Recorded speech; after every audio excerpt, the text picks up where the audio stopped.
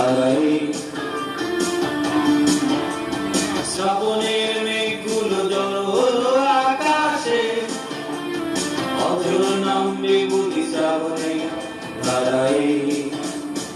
আজ কেন উদাসী হয়ে দূর অজানা যায় হারাতে, আজ কেন উদাসী হয়ে দূর অজানা যায় হারাতে। শ্রাবণের মেঘগুলো জড়ো হলো আকাশে, অঝোর নামবে বুঝি শ্রাবণে ধারাই।